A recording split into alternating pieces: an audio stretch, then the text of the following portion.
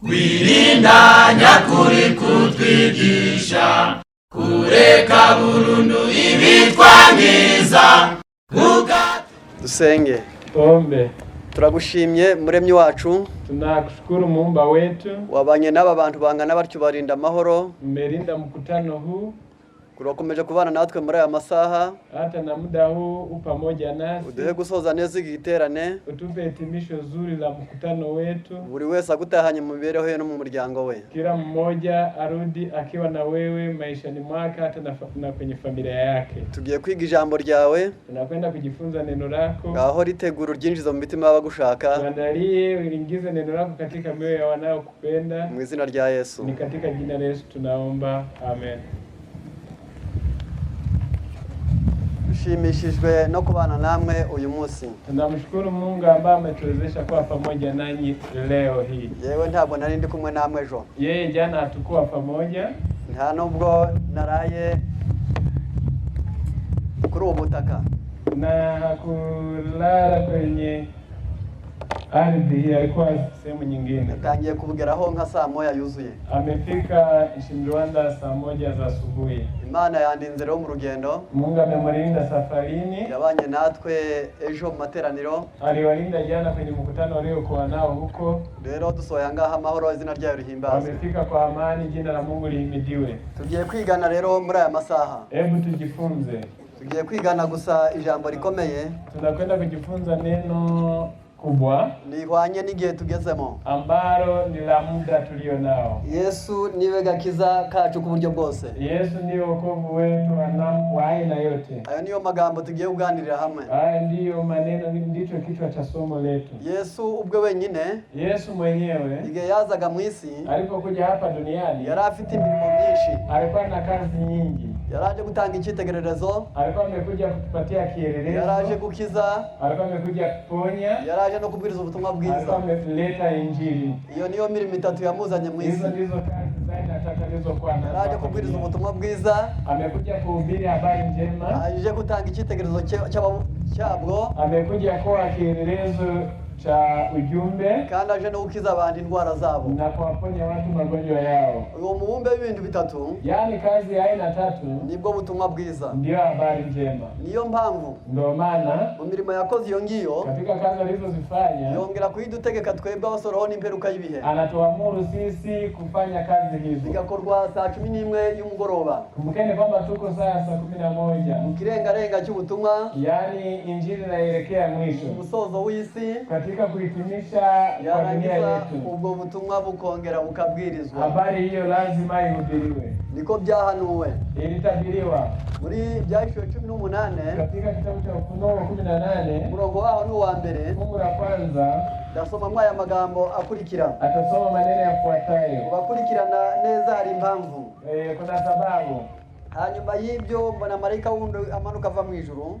Baada ya hayo naliona malaika mwingine akishuka kutoka ubutware bukomeye, isi murikirwa n'ubwiza bwe. Mwenye mamlaka kuu na nchi kaangaziwa kwa utukufu wake. Kubamenyereye kwiga, wanaozoea kujifunza, uyu malaika ntabwo yabayeho mu gihe cya Yohana. Malaika huyu hakuishi kipindi cha Yohana. Yabayeho mu gihe cya Luteri. Hakuishi katika kipindi cha nyakati za Luther. Ntabwo yabayeho mu gihe cya Mirere. Hakuishi nyakati za William Miller. Ahubwo ari mu musozo w'ubutumwa bw'abamarayika batatu. Ni malaika atakayehitimisha ujumbe wa malaika watatu, agafata imbaraga ze akazunganiza malaika wa gatatu, atachukua nguvu zake ili kuziunga na nguvu za malaika watatu, ariko akaza afite ubutware bukomeye, lakini atashuka akiwa na mamlaka kuu. Kandi hanyuma y'ibyo, baada ya hayo, utazi ngo ni hanyuma y'ibihe, yani usipojua ni baada ya mambo gani, wakomeza kumutegereza igihe cyarasohoye. Unaweza ukamsubiri na kumbe muda tayari umeisha wadia. Hirya y'Ibyahishwe 17 ni baada ya Ufunuo 17. Ibyahishwe 17, Ufunuo 17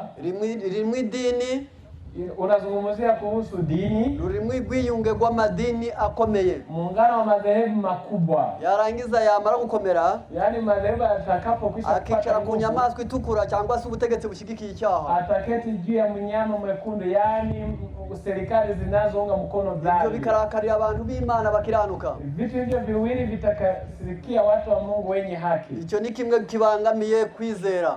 Hilo ni jambo ambalo hupingana na imani yetu. Ayo madini, yani madhehebu hayo, ntabwo yashobora gukoresha ubwo butegetsi, hayawezi kutumia mamlaka yake atabanje gutereka ubwo butegetsi inyigisho z'ibinyoma zitwa inzoga, kabla hajanywesha serikali mafundisho ya uongo ambayo ndio mvinyo. Noneho ubwo butegetsi bwamara kunywa inzoga, serikali za dunia zitakapokwisha kulewa mvinyo, yarangiza bukemera kugenderwaho n'umugore kandi atari wo mugambi bwatangiranye. Bali mwanamke aketi juu ya mgongo wake ambao sio lengo lao mwanzoni mwa serikali. Bivuze ntabwo amahanga yayoboka idini atabanje gusinda. Ni kwamba mataifa hayawezi kuongozwa na dhehebu ni pale ambapo yatakwisha kulewa kwanza. Noneho hanyuma y'ibyo, baada ya mambo hayo sasa, ari uyu mugore amaze kubaho, mwanamke huyu atakapokwisha kuonekana, n'amahanga yamaze kunywa inzoga, mataifa atakapokwisha kunywa mvinyo na kulewa, kandi Babuloni yasinze amaraso y'abera, Babeli na kulewa damu ya watakatifu, bose bagamije kurwanya umwana w'intama, wote atakapojiunga kwa pamoja kumpinga mwana kondoo. Ibyo byose bimaze gusohora, haya atakapokwisha kutimia, avuze ngo hanyuma y'ibyo, maandiko husema kwamba baada ya hayo, hanyuma y'ibyo bimaze kusohora, yani baada haya ambayo tumekwisha kuyazungumza, ona malaika ukomeye,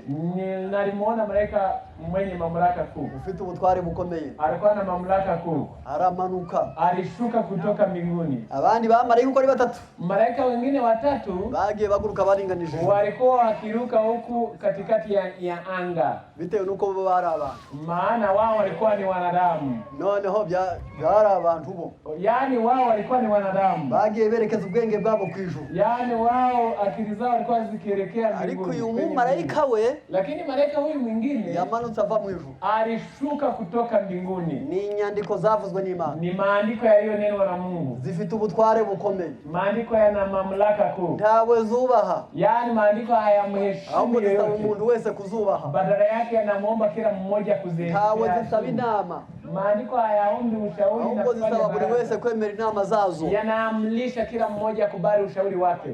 Mwakurikiranye neza? Sijui kama mmefuata. Ubwo afite ubutware bugize bute? Ina maana kwamba ana mamlaka kuu. Amanutse isi murikibwa n'ubwiza. Aliposhuka dunia ikaangaziwa na utukufu wake. Ubwiza buvuzwa hapa. Utukufu nao zungumziwa hapa sinzobe, sio wekundu au kwabera nk'abanyaburaya, yani si kwa mzungu kama watu wa Ulaya, umuhondo nk'abanyaziya, si kwa mtu mjano kama watu wa Asia, si gutukura nk'abanyamerika, sio kwa mwekundu kama watu wa Marekani, si kwa birabura nk'abanyafrika, sio kwa mweusi kama wa Afrika. Ntabwo ari byo, sio hivyo. Abo ni imiterere, yani tabia, ukongera gusubirana bwa bwiza Yesu yari afite, ni kule kurudiwa na ule utukufu aliokuwa nao Yesu mwenyewe. Waje akavuga ubutumwa bwiza, yule aliyekuja akahubiri habari njema, akongera agasa nabwo, na akaonyesha kielelezo cha anachokihubiri, kandi agakiza, na aliponya. Rero Matayo 4:23, Mathayo 4:23, ibyo bintu ko ari bitatu, vitu hivyo vitatu, ubutumwa bwiza, habari njema, gusa nabwo, yani habari njema, no gutabara baremwe, na kuenenda kama habari inavyozungumza na kuwasaidia wenzako. Ibyo nibyo bizamurikira isi, hivyo ndivyo vitakavyoangazia ulimwengu. Rero isi iri mu mwijima, dunia hii imegubikwa na giza. Niyo mpamvu ndio maana muri Yesaya hariya twari tukiri muri Matayo 4, Mathayo 4:23, kula 23, harimo aya magambo agira ati, yapo maneno yafuatayo: Yesu agenderera abigalilaya hose, naye alikuwa akizunguka katika Galilaya yote, abigishiza mu masinagogi yabo, akifundisha katika masinagogi yao, ababwira ubutumwa bwiza bw'ubwami, na kuhubiri habari njema ya ufalme, akiza n'indwara zose, na kuponya ugonjwa na udhaifu wa kila namna bw'abantu katika watu. Ndagira ngo murukumva icyamuzanye. Nafikiri mmeelewa kilichomleta. Yaratembereye, alikuwa akizunguka Galilaya yote, Galilaya yose ayinyuramo, alikuwa akizunguka Galilaya yote, yigisha abantu ubutumwa bwiza, huku akahubiri watu habari njema. Amaze kubigisha ubutumwa bwiza, baada ya kuhubiri habari njema, akiza n'abarwayi, aliwaponya wagonjwa, yirukana abadayimoni, akawatoa mapepo n'ubumuga bwose, na kutoa na kuponya vilema. Nicyo cyari cyamuzanye. Hiyo ndiyo jukumu lake. Arangije atuma bamuyobotse. Aliwatuma sasa wafuasi wake. Marko 16. Marko sura ya 16. Umurongo wa 15. Fungu la 15. Abwira bamuyobotse. Akawaambia wafuasi wake. Abari bagiye kumuhagararira. Wale ambao walikuwa ni mawakili wake hapa duniani. Abari bazi ko agiye bagasigara mu mwanya we. Wale waliojua kwamba amepaa mbinguni wao ndio wanaosimama kwa nafasi yake. Umurongo wa 15. Fungu la 15. Arababwira ati akawaambia mujya mu bihugu byose enendeni ulimwenguni mwote mwigisha abaremwe bose ubutumwa bwiza mukayihubiri injili kwa kila kiumbe uwizera akabatizwa azakizwa aaminiye na kubatizwa ataokoka ariko utizera azacirwaho iteka asiyeamini atahukumiwa kandi ibimenyetso bizagumana n'abizera ngibi na ishara hizi zitafuatana na hao waaminio bazirukana abadayimoni mu izina ryanjye kwa jina langu watatoa pepo bazirukana abadayimoni mu izina ryanjye kwa jina langu watatoa pepo bazavuga indimi nshya kwa jina langu watasema kwa lugha bazafata inzoka watashika nyoka kandi nibanywa ikintu cyica ntacyo kizabatwara na hato hata wakinywa kitu kichafu cha kufisha hakitawadhuru kabisa. Bazarambika ibiganza ku barwayi bakire. Wataweka mikono yao juu ya wagonjwa nao watapata afya. Yose ndita ku ijambo gusa bazarambika ibiganza byabo ku barwayi maze bakire. Hapa hebu tuzingatie wataweka mikono yao juu ya wagonjwa nao watapata afya. Kubera iki? Kwa nini? Ni Zaburi 103 murongo wa 1 kugeza 3. Zaburi 103 fungu la kwanza hadi la 3. Mutima wanje himbaza Uwiteka. Moyo wangu muhimidi Bwana. Ibindimo byose mwe muhimbaza izina rye ryera. Yeye ndani mwangu mkalimidi jina lake takatifu. We kuyagirwa ibyiza yakugiriye byose. Musisahau mema yote aliyowatendea. Ni wowe wari ibyo wakiraniwe byose. Yeye ndiye anayesamehe dhambi ulizozitenda. Agakiza n'indwara zawe zose. Na kukuponya magonjwa yako yote. Imirimo ikomeye niyo. Yaani kazi kubwa anazozifanya ni hizo. Umutima wawe ukwiriye guhimbaza Imana. Moyo wako unapaswa kumhimidi Mungu. Yangenda bavangira mutundi tuntu. Hebu niingize vitu vidogo vidogo. Kubera iki? Kwa nini? Iyo umuntu yanze iby'Imana, mtu anapokataa mambo ya Mungu, aba yanze ab'Imana. Yaani ni kuwakataa walio wa Mungu. Iyo yanze ab'Imana, unapowakataa walio wa Mungu, aba yanze n'Imana. Unamkataa Mungu mwenye watu hao. Aho rero harimo amadidani. Hapa sasa kuna kitendawili. Wanze iby'Imana. Unapokataa mambo ya Mungu, wawanze ab'Imana. Na watu wa Mungu umewakataa. Wanga ab'Imana. Unapokataa watu wa Mungu ukawa wanze Imana, hapo umemkataa Mungu. Harimo urusoberero rukomeye. Hapa kuna uhusiano. Igihe Yesu yatumaga abigishwa be, Yesu alipowatuma wanafunzi wake, yarazanye ubutumwa bwiza, alikuwa ameleta habari njema, ariko n'imibiri y'abantu yarimo, lakini hata na miili yetu alikuwa anaijali. N'imibiri y'abantu yari igize, na miili ya wanadamu alikuwa anaijali. Sindi muzi ko uwo mubiri yawuremye. Hamjui kwamba miili yenu yeye ndiye muumbaji? Timuzi ko uwo mubiri ucumuye yawucumuye? Hamjui kwamba mlipotenda dhambi aliwaokoa? None si uwo mubiri warwara yarangiza Imana ikishima? Unafikiri mwili wako ukipatwa na magonjwa Mungu atafurahi? Mwebwe siyo mugeze mu myaka yanyu mwahinze mugasanga yononekaye mutamunezerewe? Na nini mnapofika kwenye mashamba yenu mkaona mmea imeharibiwa, mnafurahi au mnaumia? None se mujya mugera mu matungo yanyu musanga yarwaye idahaze, mwebwe bikabashimisha? Unapofika kwenye mifugo yako ukaona ng'ombe wanauma, hamuumii? Nguko cyatumye Yesu azandi yita ku mutima gusa ahubwo n'umubiri awitaho. Kadhalika na Yesu alipokuja hakujali roho tu, badala yake alizingatia na afya zetu. Ariko benshi bashaka kuvuga bati se none bonaho batugize n'amatungo. Lakini wengi wanaweza kusema, je, tumekuwa kama ng'ombe?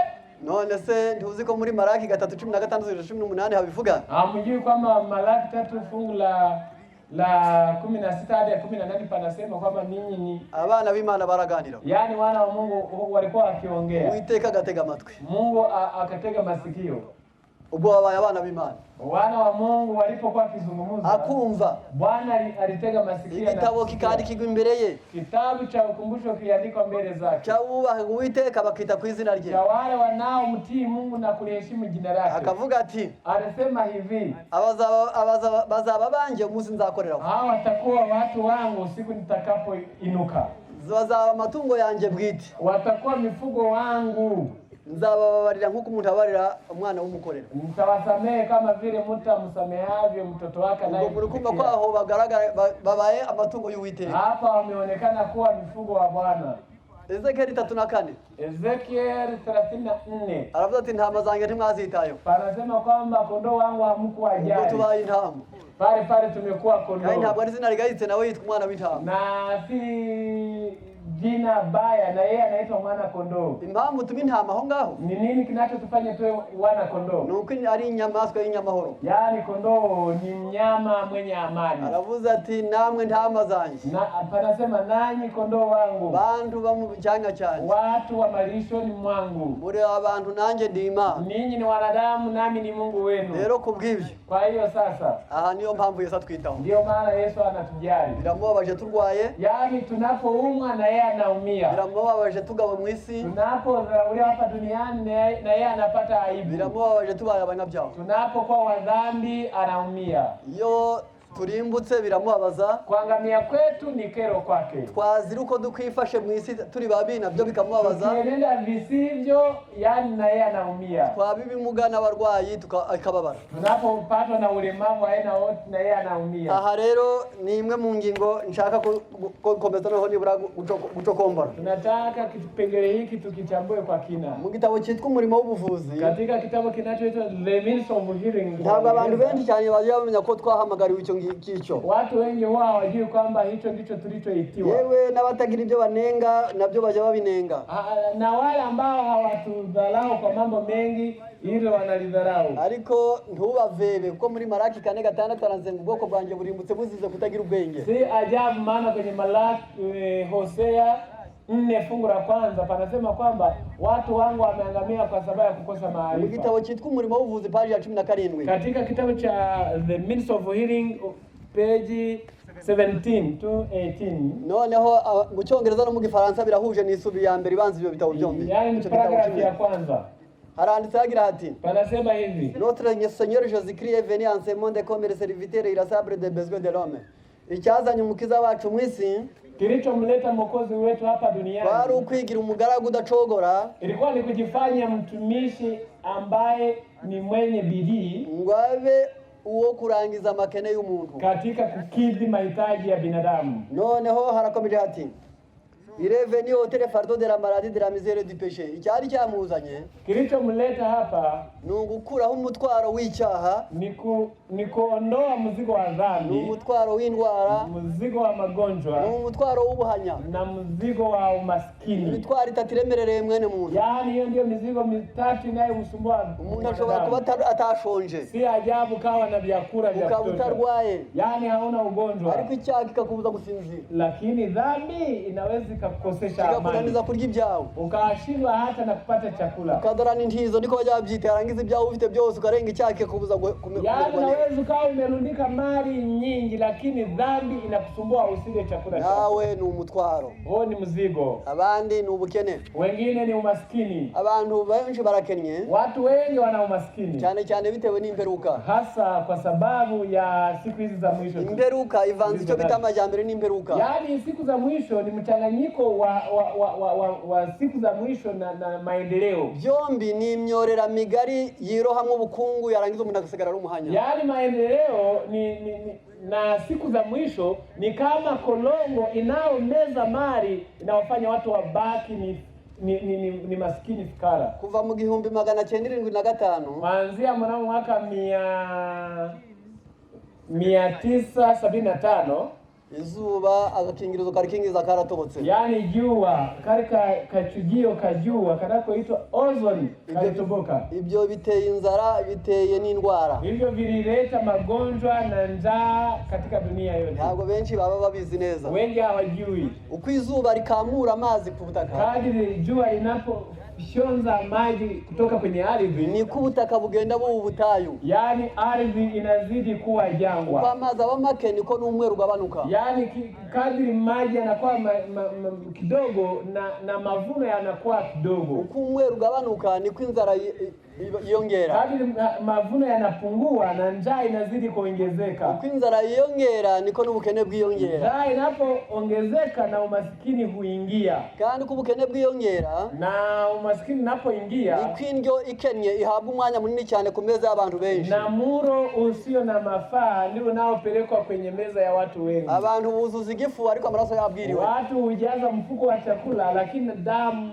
bado ina umaskini. Mu 1967 mnamo mwaka 1967 67 byaragenzuwe ku mugabane wa Amerika. Utafiti ulifanyika kwenye bara ya Amerika, cyane mu gihugu cyitwa Leta Zunze Ubumwe za Amerika, hasa ile nchi ya Marekani. Basanga abantu 67% bajya uburiri bahaze ariko amaraso yabashonje. Waliwakuta watu 67, asilimia 67 ya watu wanalala huku wameshiba lakini damu hamuna kitu. Rero iyo ni intandaro yo kurya bibi yarangiza indwara zikaza. Yani ni ule mulo usiofaa unaoleta magonjwa. Icya kabiri, jambo la pili, ni impagarara ku isi. Yani ni mfadhaiko hapa duniani. Abantu bafite ubwoba, watu wana hofu kubw'ingurumbi, kwa sababu ya matetesi ya vita, kwa sababu ya matetesi haya yote, kwa sababu ya hasara katika biashara, intandaro y'indwara. Hivyo navyo ni chanzo cha magonjwa yasiyo. None Yesu yararebye, Yesu alipoona vitu hivyo, asanga abantu benshi baremerewe n'ibindi bitatu. Aliwaona watu wamelemewa na vitu vitatu. Ibyaha kirabaremerereye, dhambi inawasumbua,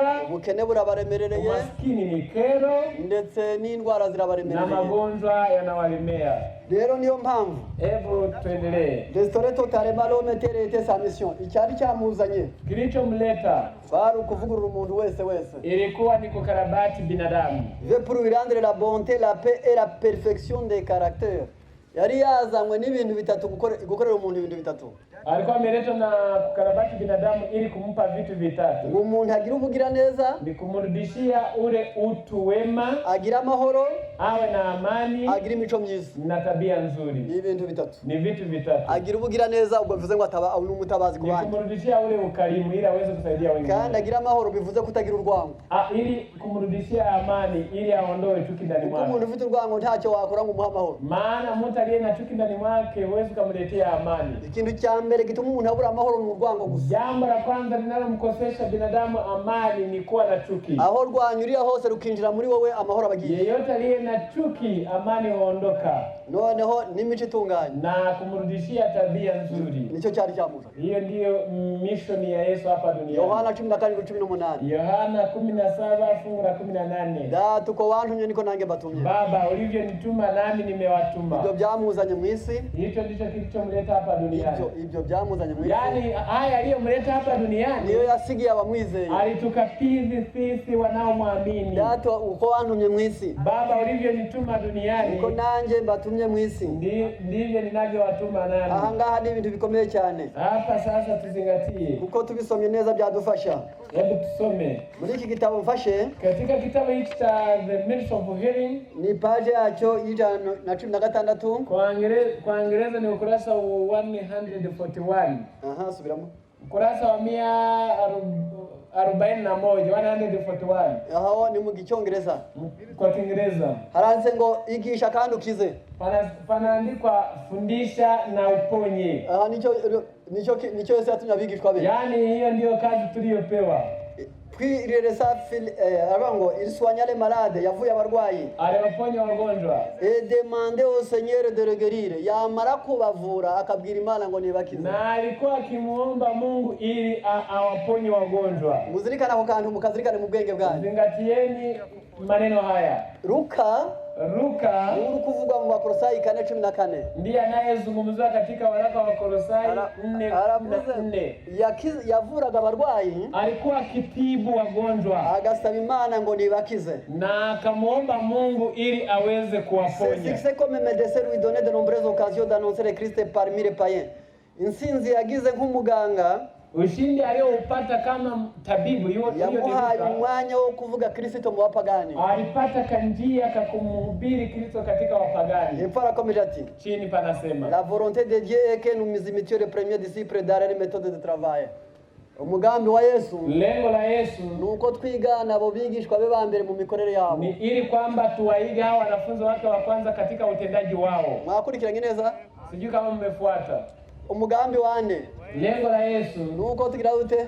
Anataka tuwaige wale wanafunzi wake wa zamani, abigishwa be mu mikorere yabo ko bakoze mbere, katika utendaji wao wa awali. Hepfo arakomeje ati Chini panasema la guérison physique va de pair avec la proclamation de l'évangile. Gukiza uyu mubiri yani kuponya miili bijanirana neza n'iyamamazwa ry'ubutumwa bwiza, kuambatana na kuhubiriwa kwa Injili. Nongeye kubisubiramo, Hebu nirudie maneno haya. Gukiza uyu mubiri Kuponya miili yetu bijanirana neza nuko n'iyamamazwa ry'ubutumwa bwiza. Ni kitu kimoja na kuhubiri habari njema. Et ne doivent jamais être séparés. Tibikigere bibaho ko umuntu abitandukana. Vitu hivyo visitenganishwe. Noneho aho naho ndatambutse. Hapa sasa hebu tuendelee. Kuko ndagira ngo ngeze ahangaha hantu naho. Hapa sasa the ministry of healing anansenyere principe de la santé. Iyo twigishije abantu amahame y'ubuzima. 147. Tunapofundisha watu misingi ya imani. Ne perdez pas de vie essentielle de la afya. Ne perdez pas de vie essentielle de la réforme, à savoir assurer le développement le plus élevé du corps, de l'âme et de l'esprit. Nyabuna igihe twigisha abantu amahame y'ubuzima, tunapofundisha watu misingi ya afya, ntitugati kurijisho kubugorozi, tusije tukasahau matengenezo. Kubera iki? Kwa nini? Kuko ari byo biteza imbere imbaraga y'impagarike. Maana mambo hayo hukuza yani physical power, yani y'ubwenge n'intekerezo, akili za nguvu za kiakili, nguvu za kimwili na nguvu za kiroho. Tugomba kwigisha abantu ubugorozi bw'amagara mazima, yani nguvu za kiakili, nguvu za kimwili, nguvu za kiroho hukuzwa na matengenezo ya afya. Ariko tukabihindura ihame ry'ubugorozi. Lakini kumbukeni kwamba tunapaswa kufanya msingi wa matengenezo. Ntabwo ari kubigisha gusa muzavure gusa, sio kufundisha watu eti mwatibu wagonjwa hilo tu. Ahubwo ni rimwe mu mahame y'iki. Badala yake tunapaswa kuzingatia kwamba ni msingi wa matengenezo. Kuko bigira icyo bimarira umubiri, ubwenge n'intekerezo. Bina faida kwa mwili, akili na mambo ya kiroho. Faites comprendre que le roi de la nature est à celle de Dieu. Mwigisha abantu ko amateka agenga ibyaremwe. Fundisheni watu kwamba sheria za asili nayo n'ay'Imana. Ni sheria za Mungu kama sheria za Mungu. Nayo nagiza ate? Sheria za afya ni sheria za Mungu. Elles sont établies pour notre bien. Yashiriweho kugira ngo tumererwe neza. Ziliwekwa kwa mema yetu. Que notre soumission à ces lois nous procure le bonheur ici-bas et nous prépare pour la vie à venir. Reka kuyumvira ayo mategeko, hebu tutii sheria hizo, bizaduhesha umunezero tukiri mwese, tutapata furaha tukiwa hapa duniani, bidutegure n'umunezero w'ahazaza, na kutuandalia furaha ijayo. Kuyumvira ni byiza, yani kutii sheria za afya ni jambo jema. Aho ndatambutse mu gice cya mbere. Hiyo ilikuwa ni kipindi cha kwanza. Nigiye mu gice cya kabiri rero. Hebu sasa tuhamie kipindi cha pili. Yesu ni uzadukiza umutwaro w'icyaha. Yesu ndiye atakayetuponya mzigo wa dhambi. Itorero ryo rizadutabara ko rigizwe n'abantu beza. Kanisa litatusaidia maana lina watu wenye ukarimu. Abazaji ibumoso bazaba barananiwe icyo kintu cy'ubugira neza. Wale watakao kwenda mkono wa kushoto watakuwa wameshindwa kuwa na ukarimu. Ariko abazaji iburyo bazaba barahagaze mu mwanya Yesu yahagazemo ku isi. Wale watakao weko kwenye mkono wa kulia watakuwa wamesimama katika nafasi ya Yesu. Mu mirimo bahawe 5 iliboneka muri Mathayo 25. Katika kazi za aina 5 zinazopatikana kwenye Mathayo sura ya 25. Aravuga ngo kuko nari ndwaye muza kunsura. Anasema kwamba nilikuwa mgonjwa mkaja kuniona. Nari nshonje muramfungurira. Nilikuwa na njaa mkanilisha. Nambaye ubusa muranyambika. Nilikuwa nikitembea uchi mkanivika. Nari ndagira homba muranchumbikira. Nilikuwa sina mahali pa kulala mkanipokea kwenu. Maze igihe nari mfunzwe muza kundeba. Nilipokuwa gerezani mlikuja kuniona. Abakiranutsi bazamubaza. Wenye haki watamuuliza katika kudadisi. Ntabwo twebwe tuzi icyo gihe. Sisi hatukukuona. Ntabwo twakubonye. Yani habari hatuijui. Tukuzi nk'umunyakuri. Na kufahamu kama mtu mkweli. Ni ryari twakubonye wambaye ubusa. Ni lini tulikuona ukiwa hauna nguo. Ni ryari twabonye utagira inzu. Ni lini tulikuona hauna nyumba. Nyabuna Yesu wafunzwe ryari. Ni lini uliingia gerezani wewe Yesu. Ko tutakubonye uri mu bitaro. Mbona hatukukuona umelazwa hospitalini. Koko wigeze wambara ubusa. Ni kweli uliwahi kutembea uchi. Maze ugo rubanza kesi hiyo rwavuye mu gisubizo. Yani kesi hiyo ilipatikana na jibu. Ubwo bo mwambikore umwe muri babandi boroheje bari hanyuma y'abandi. Aliwaambia hivi, mlipomtendea yule mtu mfupi zaidi ya wengine, nje mwari mubikoreye. Mlinitendea mimi. Aho itorero rihatandukana n'idini. n'idini. Ya hapa sasa kanisa ni tofauti na dini. Idini rikorera abishoboye, Dini watumikia wale wanaojiweza, wale itorero rigatabara abatishoboye. Kanisa likawatumikia wale wasiojiweza. Mbese ubwo ibyiza muri ibyo byombi ni ibihe? Yani nini kizuri katika hayo mambo mawili? Iyo niyo mikorere itandukanye y'idini niki? Huo ndio utendaji nao tofautisha dini na kanisa. Dini rikorera abagize bate? Dini watumikia wale mabosi wake. Ariko itorero ryo ryatumwe ku batagize bate? Kanisa nalo lilitumwa kwa wale wasiojiweza.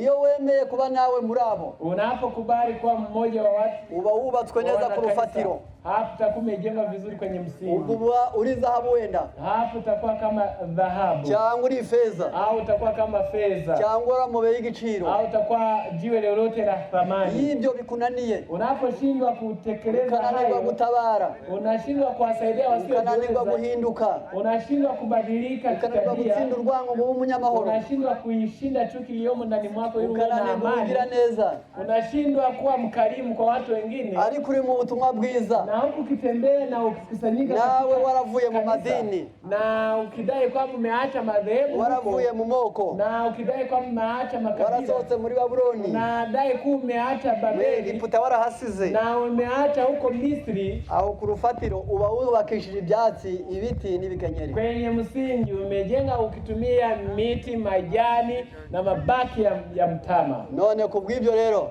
kwa hiyo sasa ndagira ngo umuntu wese yubakwe neza ku rufatiro. Hebu kila mmoja ajengwe vilivyo kwenye msingi. Umuganda Imana yiyambaza. Sasa uwe mkono unaomsaidia Mungu. Niyo mpamvu, ndio maana ubongiye mu gice giheruka. Hebu sasa nikimbilie kipengele cha mwisho. Ntabwo turahoroshe. Sisi tulipo si pepesi. Turi muri yasi irwaye. Yani dunia yetu ni ya magonjwa. Akaba rero ikeneye imiti. Inahitaji na tiba. Ishobora gukizwa n'ibintu nibura bigera kuri 7. Watu wanaoumwa wanapaswa kuponywa na vitu kama 7. Arwaye afite kwizera yakira. Mtu mgonjwa akiwa na imani anaweza akapona. Mtu yumvira iby'Imana mutegeka indwara zakira. Anapokuwa mtiifu kwa maagizo ya Mungu anaweza kupona. Urukundo rushobora gukiza. Mtu anapokuwa na upendo anaweza kapona. Mtu yari yarakoze icyaha kanga kwihana nyuma kihana indwara zatewe no kutihana zakira. Mtu aliyefanya dhambi akakataa kutubu, anapotubu magonjwa yanayosababishwa na kutokutubu yatapona. 5 isuku y'imbere n'inyuma ku mubiri no imbere mu ngingo yakiza umuntu. 5 usafi wa ndani nje unaweza kumponya mtu. 6 kurya neza byakiza umuntu. 6 muro safi unaweza kumponya mtu. 7 kugira gahunda nziza mu buzima byakiza indwara. 7 mtu kuwa na utaratibu katika maisha anaweza kupona magonjwa. Na marembo 7 anyurirwamo n'ukundi Imana ivura. Yani ni kama milango 7 ambayo ndio uponyaji wa Mungu. Abantu bakunda gusengerwa gusa. Watu wanapenda kuombewa tu. Ariko ngo be gukoresha imiti. Lakini wasitumii dawa. Abandi bagakoresha imiti. Wengine hutumia dawa. Ariko be kwizera. Lakini wasiamini. Abandi bakayizera kandi bakoresha imiti ngo ariko be kureka ibyo babuze. Wengine wanaamini na kutumia dawa lakini hawataki kuacha. No, ibintu 7. Vitu hivi 7. Icyambere ni ukwizera. 1 ni kuwa na imani. Icya 2 ni ukumvira. 2 ni kutii. Icya 3 ni urukundo. 3 ni kuwa na upendo. Icya 4 ni ukwihana. 4 ni toba. Icya 5 ni isuku. 5 ni usafi. 7 ni 6 ni ukurya neza. 6 ni kula vyakula vinavyofaa. 7 ni ukugira gahunda mu buzima. 7 ni kuwa na utaratibu katika maisha. Aya marembo yose uko ari 7 yatuma ubuzima bwinjira. Milango hii 7 inaweza kurudisha afya ndani mwako. Ariko dufite ikindi kitugoye nk'imperuka n'izuba. Lakini tuna kitu kingine kinachotusumbua. Tugumirire yacu mibi. Katika ulaji wetu mbaya. Abantu benshi cyane bishwe n'ibyo bita iyamamaza. Watu wengi wataangamizwa na hivi vitu vinavyotangazwa vya publicity. Hivi vitu vinavyotangazwa mbere y'abantu batagira ibyo bazi vya kisasa, mbele ya watu wasiojua. Nuwamubwira gusa akamubwira ati kiniki arahera akanyurwa. Mtu akimwambia eti hiki kitu ni cha namna hii anaridhika bila kuuliza. Nicyo gituma mu gwa 2 rwa Petero. Ndio maana waraka pili wa Petro aravuze ngo mu gice cya mbere 5 fungu la kwanza fungu la 5 aravuga hatya ati wanasema eti kwizera mukongere ingeso nziza, katika imani ongezeni Matendo mema. Ingeso nziza muzongeraho kumenya. Matendo mema, ujuzi. Ubukristo butazi ntabwo bumenya kuvangura. Yani Mkristo asiye na ujuzi hawezi kutofautisha. Icyo bituma n'abadiakoni ba mbere babwiye ngo babe bafite kwizera, babe bafite umwuka wera kandi bafite n'ubwenge. Ndio maana hata na mashemasi wa kwanza ilisemeka kwamba wawe na Roho Mtakatifu lakini na ujuzi na hekima. Iyi si muri kureba yoretswe n'ikintu abantu bakunda benshi cyari cyaragenewe abacakara cyane cyane nko mu gihugu cyitwa Gaderupe cyitwa isukari. Yani dunia mnayoiona imeangamizwa na kitu kilichokuwa kimeandaliwa watumwa kinachoitwa sukari. Sukari mvuze ntabwo mvuze ngo ibiryoherera byose. Sijazungumzia vitu vyote vilivyo na utamu. Uko ibiryoherera byose bifite amazina bitandukanije. Yani vile vitamu vina majina tofauti. Hari byo bita lactose, ni ibintu biva mu mata ariko biryoherera. Kuna vitu vinavyoitwa lactose, ni vitu vinavyotokana na maziwa. Hari byo bita malactose, ni ibintu biryoherera bivuye mu buki. Kuna vingine vinavyoitwa malactose, ni vitu vilivyo vitamu kutoka kwenye asali. Hari byinshi ntabwo nyashaka kuyonge ahubwo ndashaka kujya mu cyo bise saccharose, ni ibintu biryohera ariko bivuye mu isukari mvaruganda. Kuna vingine vinavyoitwa saccharose, ni vitu vitamu vinavyotokana na sukari ya viwandani. Abamenyi bavuza ababikoresha babyita inzira ndwi. Wanasayansi walipozungumza watu wanavyovitumia waliviita njia 7. Bavuze ngo icyambere isukari ni inshuti mbi. Moja, sukari ni rafiki muongo mbaya. Inshuti mbi zibaho? Je, marafiki wabaya wapo au? Inama ye mbese yakungura? Ushauri wa rafiki mbaya unaweza kukujengea? Icyo ni icyambere, isukari ni inshuti mbi. Yaani moja, sukari ni rafiki mbaya. Cya kabiri bahise icyo bita drogue douce, ni ikiyobyabwenge ariko kiryohereye. Pili, sukari ni kileo lakini chenye amani. Gatatu, volere de calcium, ni umujura winjira mu muntu ukamwiba calcium. Tatu, sukari ni mwizi anayepora calcium. Kandi calcium muri kureba na calcium mwilini itera umuntu gusinzira neza. Ndina mfanye mtu apate usingizi. Igatuma menyo n'amagufa bikomera. Ufanya meno na mifupa kukua na kuwa. Igatuma umuntu umutima utera neza. Calcium ndiyo inayofanya moyo kupiga kwa mwendo mzuri. Biri mu bintu bihura nibyo bita ubutare, yarangiza umuntu akagira igikuriro. Calcium ikiunganishwa na iron inamfanya mtu yani madini ya chuma inamfanya mtu mtoto aweze kukua. No, ni sukari. Sukari sasa ni umujura kabuhariwe. Ni mwizi sugu. Hari abajya bita mu Gifaransa ngo ni volere qualifié. Ni mwizi sugu. None akaba ari umuhanga wo kukwiba. Yani ni mtaalamu katika kuburya ashobora no kukwiba kandi ukamuherekeza. Yani si ajabu anapora mali yako na unamsindikiza. Ndetse ukanamushima.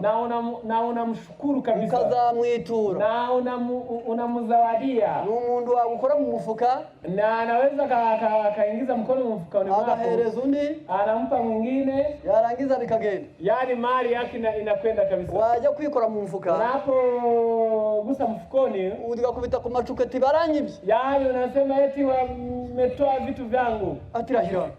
Sukari ndana kuuliza ni kweli? Ubwo ni wao ndo kwibye ni wao bita volere qualifié. Yani huyo ndiye mwizi sugu. Yarangiza ati barakwibye. Kweli wametoa vitu vyako? Nani akachukua? Wajanye nkangahe? Ngapi wamechukua? Ibihumbi 100. Yani wamechukua raki yote kabisa. None wari gutaha he? Ni wapi kuna kwenda?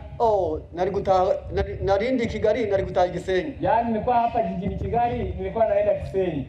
Nuko ubuye nyine ni ryarashe. Basi vumilieni basi hamna kingine. Ufata 5. Hebu nikuzawadie nikusaidie na 5000. Nese kutari urare muri Nyabugogo. Mbona utalala hapa kwenye stendi ya Nyabugogo? Basi urugendo gwizima. Safari njema. Ubwimani zaguhilindi. Mungu atakuzawadia mengine. Kumbe huyo ndiye mwizi. Uwo niwe bita volere qualifié. Huyo ndiye anayeitwa mwizi sugu. Ni umuhanga mu bujura. Yani mtaalamu katika wizi. Kuburyo ashobora guhinduka n'inshuti yabo yibye. Anageuka kuwa rafiki wa wale wachukulia mali. Isukari ni umujura kabuhariwe. Sukari ndivyo alivyo. Kuburyo ari inshuti yabo yiba. Yani ni rafiki wa wala nao wapora mali zao. Abantu birirwa bayibyina. Watu wanaimba sukari. Kandi baryamishe mu ngo zabo. Na ndivyo wafanye walale kwenye vitanda vya wagonjwa. 4. ami intime de la vanité. Isukari ni inshuti ya mbere magara y'ubwirasi. Sukari ni rafiki wa kwanza wa kiburi na kujivuna. Niyo turukubanyuza mu amaso nkuko nguko. Tunapoangalia jinsi mlivyo, uravuga utubwo uyu nubwo yaretse yo kuminjira mu gikosi ariko akashinti kaviwe niyo mpamvu yambaye ubusa. Unamuona mtu hata kama ameacha hii sukari ya kuweka kwenye kikombe cha uji, lakini namuona hizi juisi za unga analamba kabisa. Yarangiza ni inshuti kabuhariwe. Ndio maana anatembea uchi, anaanika matako. Ni inshuti kabuhariwe y'ubwirasi. Ni rafiki wa kwanza wa kiburi na kujivuna. Tano. Source de gaspillage. Ni isoko yo gusesagura. Sukari chanzo cha kutapanya. Kubitewe nuko abayinywa batagira bei ya mbere. Watu wanaokula sukari kwa sababu ya kukosa vitamini B1 ngo barebe hirya iyo uko baramutse, ili waangalie watazame kwa mbali na jinsi walivyo. Baburi cyo bita discernement, bakabura ubushishozi. Hawana utambuzi. Abara agasaza kakabona kazakomeza kuba agasaza gusa. Yani mtu mzee hivi na upaa, lakini anafikiri kwamba ataendelea kuwa kijana. Akaba ari umusore agakomeza kwibwira ngo azakomeza kuba ari umusore. Ni kijana naye fikiria kwamba ataendelea kuwa kijana. Akaba yaramutse neza ntamenye kuntu babyiba. Yani akiwa na mali leo hafikiri kwamba kesho inaweza ikatoweka. Agatetesha umwana aturanye n'abana babuza ababyeyi. Anandekeza mtoto huku akikaa na watoto ambao wamefiwa na wazazi. Icyo ngicyo ni ubwenge buke. Yani hiyo ni akili mbovu. Noneho 6 deterioration psychologique, kuyoyoka kubwenge bushyira mu gaciro. Sukari ndiyo chanzo cha kupungukiwa na akili inayofikiria. Ndagira ngo mucyumve neza. Hapa mnielewe. Icya 7, abantu bafite sukari nyinshi mu maraso. Watu walio na sukari nyingi kwenye damu. Icyo bita manque de personnalité. Ta miterere yabo bwite birirwa bigana gusa. Hukosa ule utu binafsi. Nabo ni koti barihengetse. Yani kazi yake ni kuiga wengine. Hata kiona koti wamelipenganisha hivi, akakandukana hangaha ntabwo naje kukambara. Yani mnaona hii nguo yetu sio kwamba tunaazimia hapo nugira ngo amajwi aje muno. Ni ili kwamba sauti ziwafikie. Ubwo utazi impamvu kari hano. Asiyejua sababu sasa. Nuko waona ageze ku matayeri ngo bamushone nkakaka. Si ajabu kama ameenda kwa fundi cherehani ili kumshonea kitu cha namna hii. Ntabwo ari ibyo. Sio hivyo. Murakurikiranye neza. Umuntu baratambuka bati mtu anapopita yarangiza bati abaje gusaba visa hano. Eti watu ambao wamekuja kuomba visa hapa ni mu mahanga. Ni huko mataifa ya nje. Bakabasaba imyambaro bambara. Wanaomba nguo. Yarangiza yanditswe akantu kitwa visa. Wanaandika kwenye nguo eti visa. Yarangiza noneho waje ku mirongo uja kubisaba byangombwa. Eti unapoenda kwenye mstari ili kuomba vitambulisho. Bati iwe ni bya passport, iwe ni bya visa, noneho bakabavangura vitambulisho. Wanaweza kuwatofautisha, wewe anahitaji passport, wewe anahitaji visa. Noneho nawe wabireba kanziko visa. Na wewe ukiona amevaa kitu kameandikwa visa. Nanjye mukazanshire ku koti ryanje. Naona unaomba na mimi mwelekee visa kwenye koti langu. Kana ho utenda kuja mu mahanga. Na hauendi katika nchi za nje. Par manque de personnalité. Ukauzi miterere yawe kwa sababu ya kukosa ule utu wa kujitawala. Ukananirwa kuba nk'ukuri. Yani unashindwa kuishi kulingana na maisha uliyonayo. Ureshe n'ukureshe. Unashindwa kusimama kwenye kiwango ulicho nacho. Ukore nk'ibyo usabwa. Unashindwa kutenda na kufanya kulingana na uwezo ulionao. Uifate nk'uko wizeye. Unashindwa kuenenda kulingana na imani yako. Yake nikibiteye sukari yabaye nyingi. Sababu ni moja, ni wingi wa sukari kwenye damu. Ndashaka waza mbese ni nziza. Je, sukari ni mbaya? Ntabwo ari nziza na gato.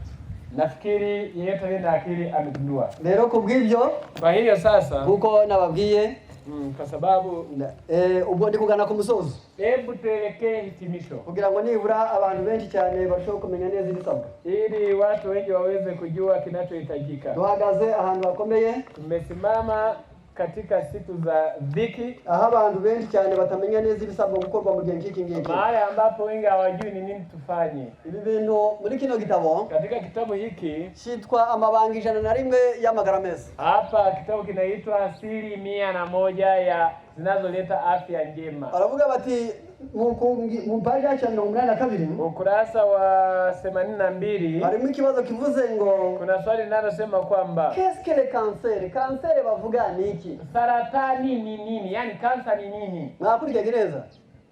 Saratani ni nini? Nini maana ya saratani? Mbese bavuze ngo cancer bavuze ngo iki? Nini maana ya saratani?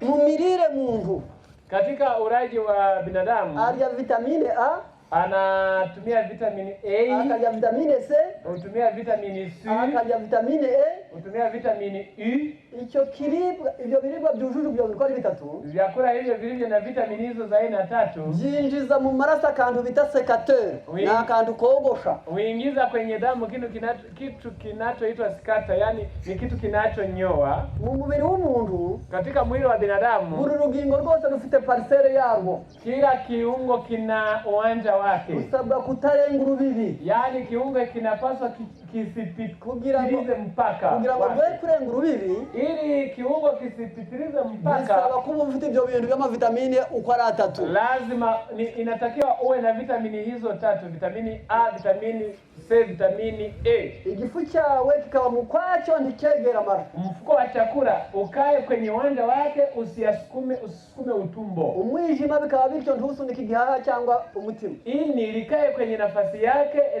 lisisukume moyo au mapafu. Iryinyo riramenye litarenga ikinyigisho, jino linapasa kusimama kwa nafasi yake, lisisukume fizi. Ibyo bintu byo guhagarara ntibirenga umupaka, yani utendaji kila kiungo kisimame kwa nafasi yake. Yuri ibyo bintu bitagira vitamine A, C, E, birabiri ukarangiza kase katere kakabura, noneho ingingo zikabitwika. Unapokula vyakula visivyo na vitamini A, C na E, yani ule mkasi wa kuviwekea mpaka unakosekana, alafu viungo vinapanuka, vinazidi mpaka. Noneho utwo biti uturugira gingo fatizo seli, vitu vinavyoitwa seli za mwili barangiza twayibura, yani vinavyokosa hizo vitamini, noneho urugingo rugakura, kiungo sasa kinakuwa kuzidi kiasi. Yarangiza niba ligufa likuze, ikiwa ni mfupa ambao umekuwa likarenga urubibi, unapitiliza mpaka. niba liryikibero ligatangira kubyiga igihugu, ikiwa ni mfupa wa kwenye mpaja,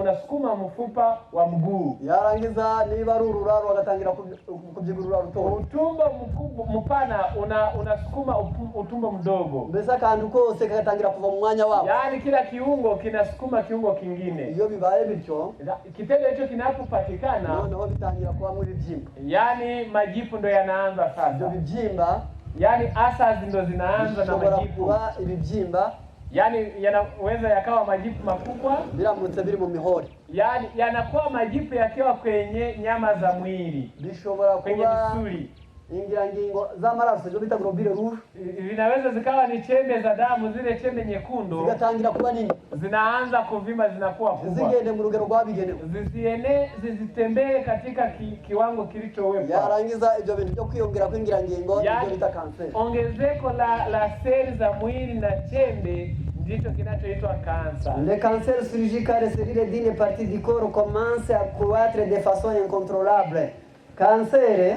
Kansa huanza ni ingirangingo z'umubiri zitangira gukora mu rugero rurenze urugero, wakati seli za mwili zimekuwa na kuongezeka kupita kiasi. Bien qu'il existe beaucoup de types de cancer, tout commence par la croissance incontrôlable de cellules anormales.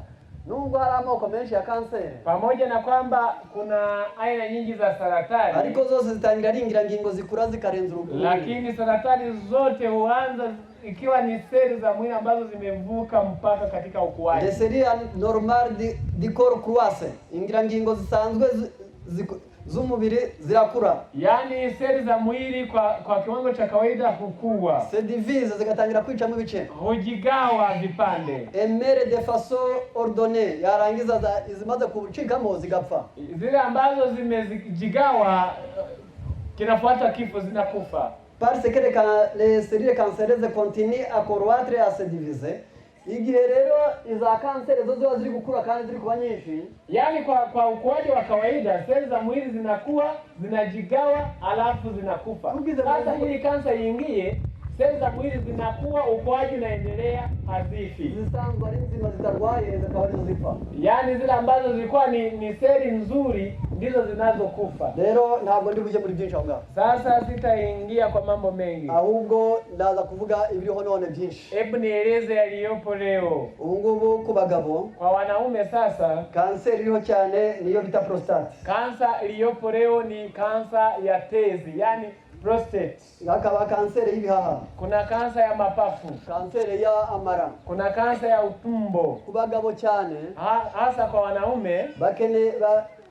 Bakunda kurwara kanseri y'ibihaha. Wana kansa ya mapafu. Ubu walio na kansa ya mapafu kwa mwaka abagabo bashobora kubagwaye kanseri bafatwa buri mwaka ni 1,100,000. Wanaume 1,100,000 huwa wana kansa ya mapafu kila mwaka. Kugira ngo be kuyigwara, ili wasikutane na kansa hiyo, bisaba ko banywa amazi angana na litiro 2 ku munsi, kuko amazi ya litiro 2 ku munsi bigahinduka akamenyero. Inatakiwa ili wasikutane na kansa hiyo, inatakiwa wanywe maji lita 2 kwa siku, maana mazoea hayo atuma ibihaha biba bizima kuri 90%. Hufanya mapafu kuwa na afya 90%. Rero kubw'ibyo umuntu akeneye amazi menshi. Kwa hiyo mtu uhitaji maji kwa wingi. Icyo ni kimwe. Hilo ni moja. Icya kabiri, pili, hakeneye ibindi bintu byitwa amachungwa cyangwa se amaronji kuko bamwe babyita. Tunahitaji vitu vingine vinavyoitwa agriums, yani ni mchungwa, limao na vitu vya aina yake. Noneho kubw'ibyo, kwa hiyo sasa aya machungwa ari mu byo kurya bitunganya igihaha neza. Hivi vitu vya aina ya machungwa ya agriums vina vyakula vinavyosafisha mapafu. Iyo utayariye buswa, usipokula machunga kenyeji katika ujinga, uburuva ngo ufasha gasukeza ugahata. Unapochukua kisu unamenya, ariko wahata, lakini katika kumenya umuhanga wo kurya icungwa ari hasi, mtaalamu wa kula chungwa baada ya kulimenya ararihata ntiyigeragera kuri kakandi kasa n'umutobe, anamenya ili lakini asifike kwa ndani, anamenya anabakiza kaganda kidogo, yarangiza ariko kumuhondo kose ntihagira kaja mu nda, lakini kale ka nje karangi ya njano kasingie tumboni, kandi ntasorere kumutobe agasora ukicumwe rudede, na asifikie kwenye ule mtobe wa ndani, kwenye ile juice ya ndani, anaacha kale keupe kafunike chungwa. Iyo ulisatuye, unapo kata mara 2 ukamwa wa mutobe gusa, unafyonza ile juice peke yake, gatana cyagishishwa cy'umweru, na ile ganda leupe unalitupa. Sinavuga ko busa nuriye kawunga, ariko ubujimije byinshi cyane nguriye kawunga, ni kana kwamba umekula kaunga, yani umepoteza vingi kama mtu anaye kula kaunga. Ubwo kaunga ni mirire ya 7 y'ibigori. Yani kaunga, yani wanao hii sembe unga wa sembe kwa Tanzania ni kama kula vyakula vya namba 7 vya mahindi. Bindi biri hirya kaunga vya ibigori. Baada ya kaunga, nyuma ya kaunga hamna kitu kingine. Ni bucurame biryo. Yani ni mtoto wa mwisho katika uraji. Noneho ko bw'ibyo, kwa hiyo sasa icungwa rero rirakenewe. Chungwa ni kitu kinachohitajika. Abantu barirya, watu wanaotumia chungwa, ndavugamwe amahirwe 3. Hebu nizungumze bahati walizo nazo za aina 3. Ni fruit anti-fatigue, abantu barirya ntabwo bakunda kunanirwa. Watu wanaotumia chungwa huwa hawachoki.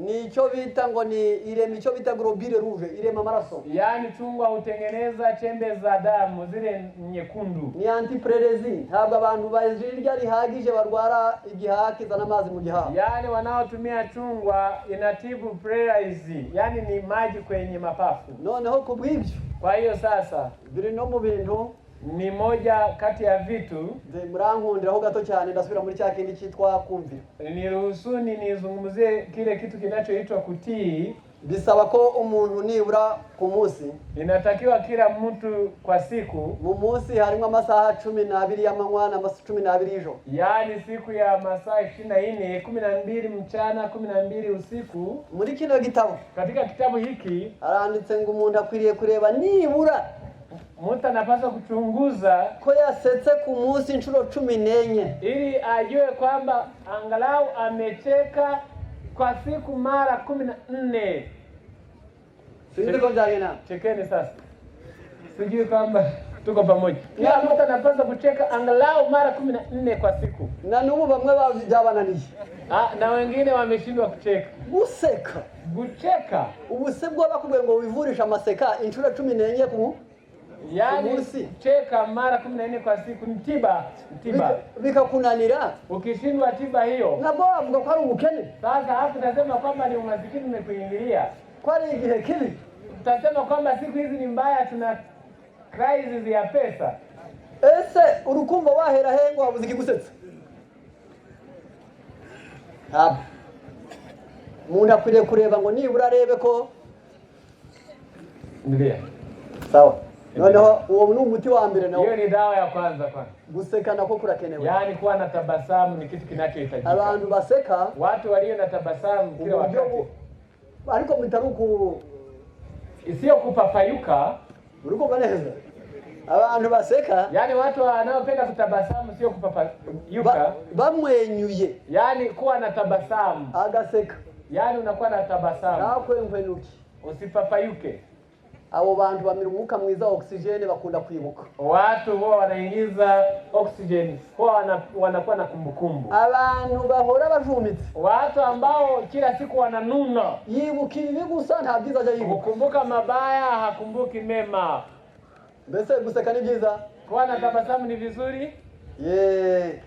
Ntabwo nyewe ko hariho n'abaseka no hona zanshuro zenze 14. Si sahau kwamba wengine ucheka zaidi ya mara 14. Abo baje bita phlegmatique bakunda guseka akantu kari gukoze kakamusetsa n'ukunda kaje kose kababaje kakamubaza cyane. Watu wanaoitwa papaukaji wanacheka kwa kila kitokea na wanaumia kwa kila jambo baya likitokea. Igihaha cyacu gikeneye no guseka. Mapafu yetu huwa yanahitaji kuwa na tabasamu. Kuko turamutse dusetse nabyo ni byiza. Tunapocheka ni vitu vizuri sana. Abantu baseka ntabwo guseka gutera apeti. Yaani watu wanaocheka wanakuwa na hamu ya chakula. Guseka gutera gusinzira neza. Yaani kucheka wafanya watu wawe na usingizi mzuri. Guseka gutera imbaraga. Yaani kucheka huingiza nguvu mwilini. Iyo umuntu asetse arihangana. Mtu anayecheka huwa na uvumilivu. Niyo mpamvu yagize abantu bakufashe bakurusha imbaraga. Ndio maana watu wenye nguvu kukuzidi wanapokukamata. Iyo ushaka kugira ngo niburuga abanye burakari bwabo. Unapotaka kupunguza hasira zao. Uraririmba. Unaimba. Waririmba. Unapoimba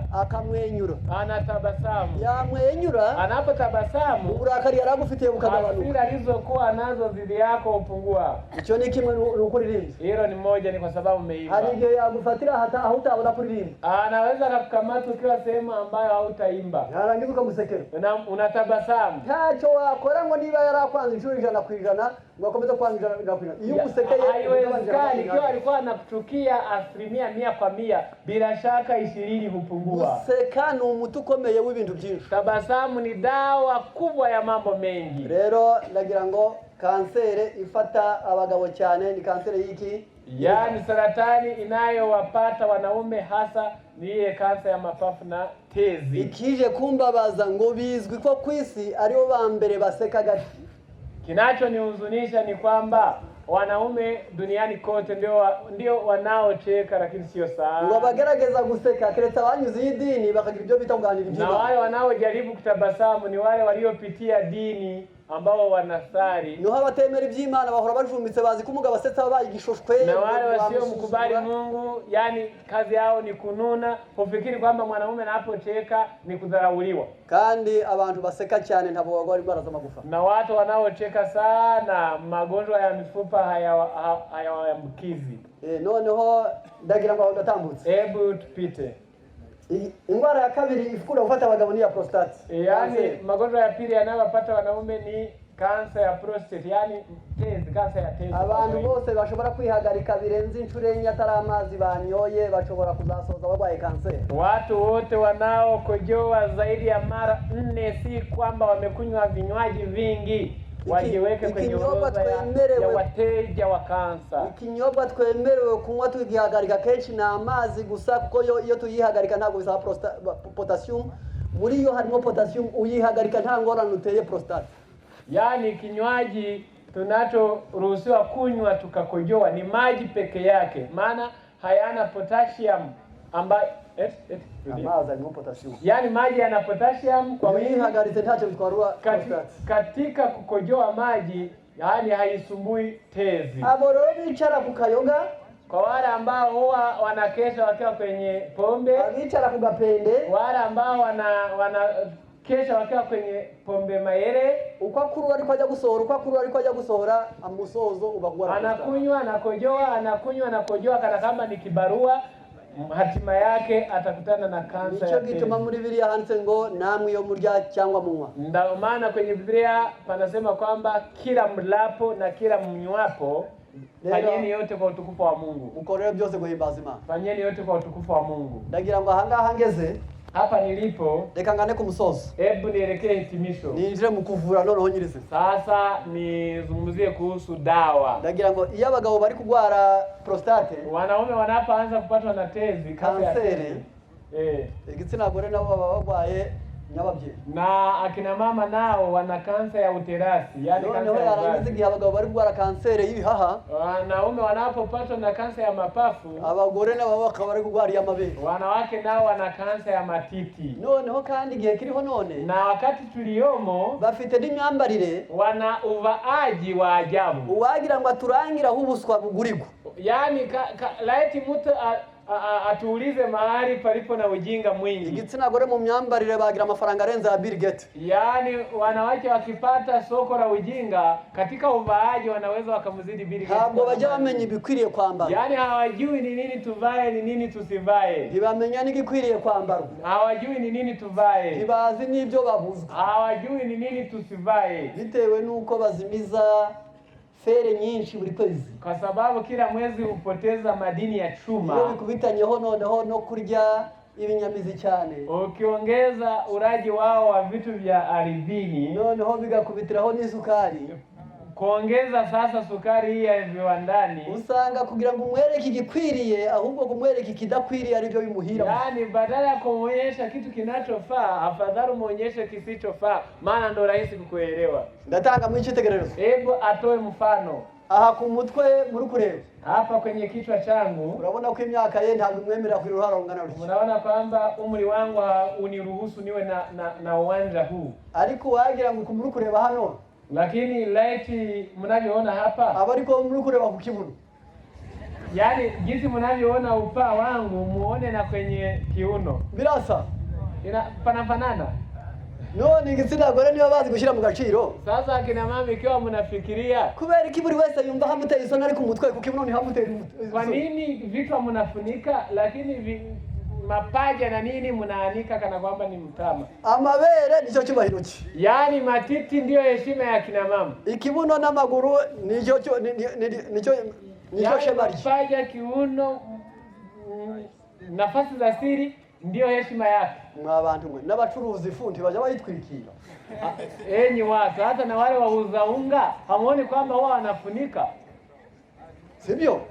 Hamujaona kwamba wale watu wa sokoni na bidhaa zao zimefunikwa? Noneho n'umubiri wawe ukanirwa kufata neza. Na mwili wako wewe mwenyewe unashindwa kuujali. Uko kwambara kano gatuza kakagaragara. Hii ya kuanika matiti bikurana n'umurase bita ultraviolet wo mwizuru. Yani upatana na mionzi ya jua, maze amarasa kihuta mu mabere. Damu inakimbia kwa mwendo kasi kwenye matiti. Akaja yinjira hatagenewe bitewe no kwihuta cyane. Kuingia hadi na kwenye sehemu ambazo haitakiwi ingie. Maze ayo agiye atarakenerwa yagera hadakenewe. Ile damu ambayo imekwenda kwa kasi inapofika sehemu ambazo haihitajiki, imbeho yahinduka muri ukanya. Baridi inapokuja kwa nafasi hiyo, ya maraso akahakonjera. Ile damu inaganda ikiwa huko. Ya mara kuhakonjera, damu inapokwisha kuganda huko, amaraso yatari kugenda n'ubushuhe bwabigenewe arahinduka amazi. Damu isipotembea na joto inayohitajika hugeuka kuwa maji. Hirya yayo mazi, nje ya maji sasa, yahuye n'utuvuta turimo, inapokutana na ile shahamu mwilini na ya mazi na ile maji, ayo mazi asanazengurutse twa tuvuta, maji inajifanya kana kwamba inazunguka ile shahamu, bikamera nguko umweru wigi uzenguruka umuhondo wigi. Ni kama vile ule weupi wa liyai kuzunguka ule unjano wake. Byakomeza kwiyongera bityo bikazabyara utuntu bita nodire, ugatangira kuyitonekera amabere cyangwa hakaza mu duturuguru. Inapozidi kuongezeka inazaa vitu vinavyoitwa nodile, kiasi kwamba wakikugusa ni kama kukutonesha. Hirya y'imyaka 7 dusigaranye n'igice, yani miaka 7.5 nayo baki, ngo bizaba ari kubwira izuba dufite mu kirere, kwa sababu ya jua tulilo nalo hapa juu yetu ridafite inkingirizi, ambalo halina ile ozone kinga ya jua, hafi ya 3 bya 4 by'igitsina gore bazaba bafite ibere rimwe cyangwa yose yaragiye. Robo 3 za wanawake watakuwa na lititi limoja au yote yamekatwa. Nta kindi kibiteye ari ukwambara nabi hano kana. Jambo lingine chanzo ni kuvaa matiti nje. Abazaba bafite nyababyeyi azaba ari 2 bya 4. Watakao kuwa na uterase watakuwa ni robo 2. Bitewe n'amaraso akonjera mu bibero agakonjera mu nda, bitewe nuko barambara ntibageze ku mavi, yarangiza aho hepfo agakonja, amaraso akazamukana intege nke, n'amanuka ashyushya akamanuka intege nke, yarangiza akunda kuzibira muri izo nyama zo korora. Sababu ya damu inayoganda ikiwa kwenye sehemu za mbali, sasa inapopanda kuelekea sehemu za hapa karibu na uterasi, inakuja na nguvu kidogo kiasi kwamba inakuja imeganda. Gushyuhisha cyangwa gukonjesha kino cya ruguru bizagutera amabere. Yani joto kali na baridi kali kwenye sehemu za matiti, utakutana na kansa ya matiti. Hepfo ni hakonja, nyababyeyi zabigize ikibazo. Yani miguu sehemu za chini zitakapoganda na kuwa na barida, uterasi utakuwa umepata na shida.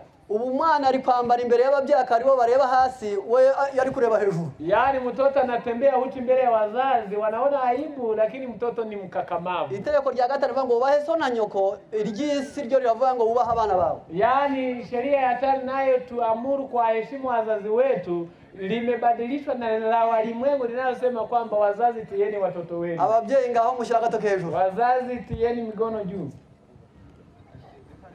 Wa mugabo we nawe wa mugore we, mama na baba muriyo hapa, abana b'abasore n'abakobwa b'inkumi binjiye, n'umugabo yinjiye cyangwa umugore yinjiye, uteye ubwoba nini? Watoto kiume na kike wanapoingia, mume na mke wanapoingia, ni nana naye tisha.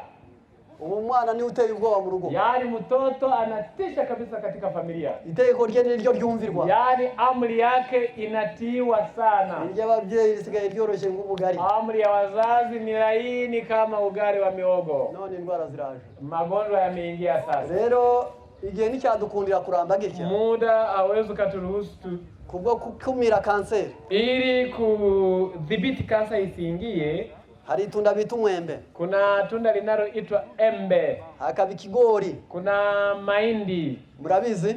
Tunavifahamu. Iki embe na mahindi. Ikigori, mahindi kibarirwa mu byo iyo kitasewe kibarirwa mu byo kurya bifite amavuta meza ku isi.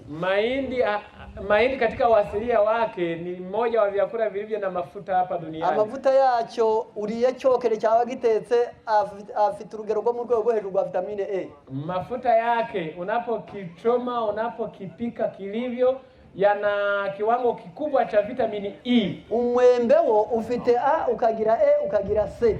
Embe lina vitamini A, E na C. Ubwo bivuze ngo gukumira ya kanseri umwembe ufite umwanya munini cyane. Ni kwamba katika kudhibiti kansa isiingie, embe lina nafasi ya kwanza. Ufite A umwembe, una vitamini A, ufite C, una vitamini C, ufite E, una vitamini E. Ubwa guhagara muri ya kanseri ukavuga ngo mwangingo mwe mukure ku rugero rwagenewe. Embe lina uwezo wa kusimama katika viungo vya mwili na kusema kwamba enyi viungo, ukuaji wenu usivuke mpaka. Wa muhondo wa muhore wao. Ule unjano unaopatikana kwenye tunda la embe. Uwa mbere mukoza kakantu bitaretine yarangiza imboni yawe ikareba neza nta mashaza zamo. Ule unjano ni wa kwanza katika kusafisha retini ya jicho ili mboni yako ione bila kizuizi chochote. Iyo umuntu awuriye akarya n'ibishimbo. Unapokula embe na maharage, byombi kimwe kiba cyubatse impyiko imwe n'ikindi cyubatse yindi. Vitu hivyo viwili, kimoja hujenga figo moja, kingine hujenga figo nyingine. Ariko ubwo yo mvuze ngo ubwiza bw'ibishimbo ntawo mba mvuze ngo urye kugeza ubwo unanirwa no kuyameza. Ninapozungumza uzuri wa maharage, sijakuruhusu kula maharage kana kwamba ni usile lundo la maharage. Kuko mu gitabo cyitwa Delice de Potage aratubwira ngo ibiyiko bitatu by'ibishimbo birangije amakene yose y'umubiri. Maana kwenye kitabu kinachoitwa Furaha ya Mchuzi husema kwamba vijiko vitatu vya maharage vinatosha kwa mahitaji ya mwili. Ariko ubwo simbwiye abagore muri baje guteka babibari. Lakini sijawaruhusu tena wanawake wakati wanapopika waanze kuhesabu vijiko vitatu. Ahubwo ibyo ni ibintu byombi bicoye nk'impyiko. Yani maharage na embe mkivitazama vina muundo wa figo. Ayo magambo babwiye muzasanga mu gitabo bita Zarima Kigerise. Maneno hayo ninayowaambia mtayakuta kwenye kitabu kinachoitwa Vyakula Vinavyotibu. Impyiko umwembe yuriwe, unapotumia embe ugafata n'impengeri z'amasaka, amasaka ukayateka, kula mtama uliopikwa ukabirya byombi. Yani kupika mtama unakula na embe kwa pamoja, ukabyimenyereza nibura gatatu mu cyumweru, yakawa mazoea angalau mara 3 kwa wiki. Impyiko zari zizibya zirazibuka. Yani mafigo yaliyokuwa yameziba yanazibuka. Zari zikonje zigashuka. Mafigo ambayo yana baridi yanakuwa na joto kidogo. Zari zinaniwe zikagira imbaraga. Mafigo yaliyo na udhaifu yanakuwa na nguvu katika. Zari zifite tuyunguruzo tugenda twaguka tukongera tukibumba. Mafigo yaliyokuwa na tule tuchujio ambalo tunapanuka tunaanza kujikarabati upya. Hakenewe umwembe niki? Yani inahitajika embe na mtama uliopikwa. Ari ku mugambi ari kuvura iki? Lengo ikiwa ni kutibu mafigo. Impyiko rero zikaba zifitanye ubuvandimwe bushyitse n'umutima. Mafigo yana uhusiano wa karibu na moyo. Bivuze ngo uyu muntu avuye impyiko neza abavuye n'umutima. Unapotibu mafigo vilivyo na moyo umetibiwa. Noneho aho ngaho naho ndahatambutse. Hebu nivuke sasa. Rero reka ninjire nyirizina nsozi. Katika kuhitimisha sasa.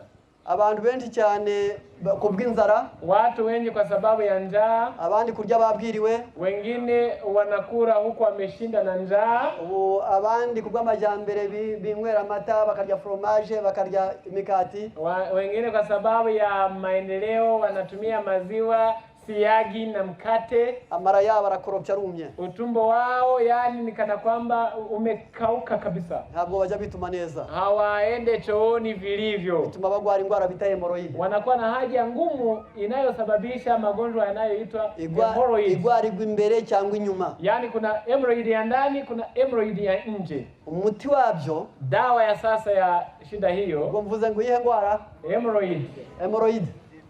Ndivyo inavyoitwa. Ndavuga imiti 3 gusa.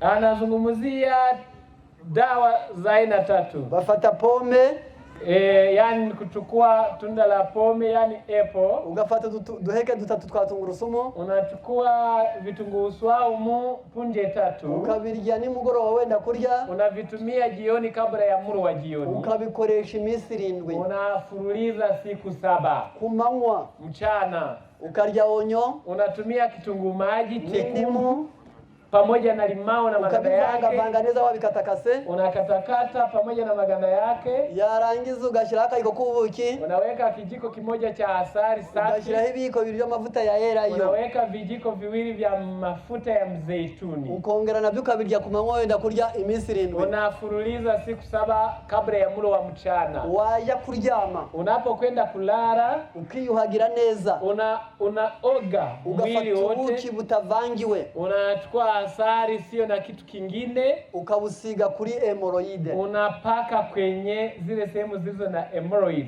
Yarangiza ukibuza umunyu mwinshi mu byo kurya, yani unapunguza yani chumvi kwenye muro, ukibuza fromage, unaacha siagi yani fromage, ukibuza amata n'imikati, unaacha maziwa na mkate, ukaburangije kuvura hemorrhoid. Hapo tayari umekwisha kutibu hemorrhoid. Yarangiza uko niko bayivura. Anasema urudie. Konja kuvuga byinshi kandi minota yarangiye. Endelea. Tuendelee, watasikiliza hapa. Sawa, noneho ngiye ku cya kabiri. Hebu tuhamie tiba ya pili. Abantu benshi cyane. Rudia. Mukandi abana nipatutse ntabwo musubije mu mwabifashe. Nilikuwa nitusi musinje niambia kurudia. Ni pome imwe n'uduheke 3 twa tungurusumu. Unachukua apple moja na punje 3 za vitunguu swaumu, ukabirya wenda kurya nimugoroba iminsi 7. Unavitumia kabla ya mlo wa jioni, unafuruliza siku 7. Onyo, indimu, ubuki na erayo ibiko 2, ukabirya wenda kurya kumanywa iminsi 7. Unachukua kitunguu maji chekundu, unachukua limao, unakatakata vyote na maganda yake, weka vijiko viwili vya mafuta ya mzeituni na asali, unavifululiza siku 7 kabla ya mlo wa mchana. Wabugiye kuryama ukiyuhagira ukisiga ubuki kuri ako hemorrhoid. Unapokwenda kulala unaoga mwili wote, alafu napaka asali sehemu za siri pale palipo na hemorrhoid. Nabwo iminsi 7 ukayikoresha. Unafululiza siku 7. Ndagira wondi nibira ko mumaze kubyumva. Hapo sasa mmekwisha kuelewa. Duhagaza handi hakomeye nashatse. Anataka zungumzie jambo lingine gumu. Katri abantu bakunda kwibuka. Hebu tuone watu wanaopenda kukumbuka, walio na kumbukumbu. Mbese yaba yibagiwe akababara. Yaani akiona amesahau anaumia. Reka mbahe umuti. Hebu niwape dawa. Mufate icyayi cha timu. Yaani tumieni chai cha time. Mwe kugiteka nk'igikoma. Yaani msipike kama uji. Niyo ngorane dufite. Na ndio tatizo tulilo nalo.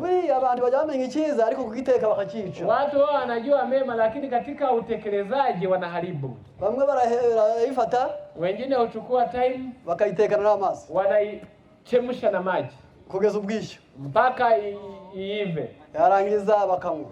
Alafu ndo wanakunywa. Ariko yatobose. Imeanza kutokota. Imbaraga zayo zose zagiye muri wa mwuka. Nguvu zake zote zimekwenda na ule mvuke. Akeneye ikintu bita infusion. Yaani kinachohitajika ni kitu kinachoitwa infusion. Kufuata amazi agasha. Unachemsha maji kwanza yanaiva yenyewe. Yarangiza ukayaterura. Unayatoa kwenye jiko. Ugashyira hasi. Unaweka chini. Ugafata yafu ya timu kaiteramo. Unachukua ule unga wa time unaweka kwenye maji. Uko ibintu bita plant aromatic, ibyatsi byose bino binyobwa nk'icyayi. Hivi vitu vinavyoitwa aromatic plants bigira akamaro uko byumye no yari bibisi biba bifite imbaraga nke. Manufaa yake ni pale ambapo mvevikausha vikawa unga. Vile vibichi vinakuwa na wengi wanyu munakoko amazi aratogota mukayokokora ku buryo bitatembita. Wengi kwenu maji yanapotokota ndio mnakwenda kuchuma pale vilivyo. Oya jureka byumye. Yaani kausha kwenye jua dogo alafu utengeneze unga wake. Noneho iyi maze kubitera muri amazi yahiye. Unapoweka kwenye maji ambayo tayari yameisha kuchemka, ugapfundikira, unafunika. Icho bita infusion ni minota 15. Kitu hicho, kitendo hicho umaliza dakika 15. Hakaba nicho bita decoction. Kuna vingine vinavyoitwa decoction. Noneho nuguhenga amazi abirinduye ugaterera mu bikamara ni minota 2. Ni kuona maji yanatokota, unaweka vichwa kwenye jiko dakika 2. Ariko ayo mateko yose muri kura yo guteka. Lakini sheria hizo za upikaji kuyashira imbere y'aba batetsi bacu bahuza na bushike ntago joroshe. Yaani kufundisha hao wapishi wetu ambao kupika kwao ni kama tombola, sio jambo rahisi. Ari birayi numva guteka. Yaani ikiwa ni viazi ili mradi nimeweka kwenye sufuria. Namwe mureke babazi. Niwaulizeni. Umuntu uri gutekera be. Mtu ambaye anawapikia walio wake. Ngero gwisafuria asanzwe ateka. Yaani kwa kiwango cha sufuria cha kawaida yake, ku bwoko bw'ibyo kurya asanzwe amenyereye guteka na aina ya vyakula ambavyo amevizoea, kugera umunyu bikamunanira murukumva guteka atari guhuza na bushike. Yaani kupima kiwango cha chumvi anashindwa, amuone kwamba upishi kwenu ni bahati nasibu. Rero biriya bindi byo bisaba ubwenge. Yaani hivi vya dawa na tiba ni lazima uwe na akili. Fata ya chai cha time rero. Yaani yale majani ya thyme, niba uraho igisura kiba, ukiwa unakaa karibu na haya majani, sio wanahitaji kwa Kiingereza, kwa Kifaransa ni grande ortie. Noneho sekura, yaani unatwanga kamurira mu biko bitatu. Vya nini? Gicho gisura. Yaani twanga, kamua juisi ya majani hayo. Ni majani yanayowasha sana mpaka machozi yanatoka. Noneho what? Sting nettle. Yeah. Noneho yarangiza ukavanga. Kamua upate vijiko 3 vya juisi yake. Vanga na ya timu. Yaani changanya na ule unga wa thyme. Fata mwakayiko gato cyane kubuki bwiza. Kijiko kimoja cha asali safi. Fata kijiko kinini cha erayo. Yaani kijiko kikubwa cha mafuta ya mzeituni. Iki bintu bimwe. Yaani hivyo vitu vyote kunywa. Wenda kujya kumanywa kabla ya mlo wa mchana. Reka ngubwire ibyo bintu ruba wikoreye. Yaani sikilizeni ni nini utakachokumekifanya. Inshiko kera wazivuye. Mafigo umeyatibu. Amara yari yumye aba mu byo bita fratirance ubwo timira bivura. Utumbo ambao umekauka ukiwa na ile hewa mbaya chafu umetibu. B ya 8 ni ya 9 biba mu buki biravura umutima wawe. Yaani vitamin B8, B9 zinazotibu moyo, zitakutibu moyo. Magnesium iri muri time nihura na B ya mbere iri mu buki biratuma ubwonko bwawe bugira icyo bita rendement psychologique complet. Ubwenge bwawe buhora buzi gushyira mu gaciro. Magnesium inayopatikana kwenye thyme na vitamin B1 inayopatikana kwenye asali, vikikutana vitafanya akili yako iwe inafikiria kwa ndani. Mumara hatunganye, yani utumbo umetibu, impyiko zameze neza, mafigo umeyasafisha, umutima umeze neza, moyo umeutibu, yarangiza ubwonko bwawe umeze neza, na ubongo umeupa nguvu, yarangiza igifu cyari cyuzuye amavuta n'amazi kiri mu mukati. Mfuko wa chakula ambao ulikuwa umejawa na mafuta na maji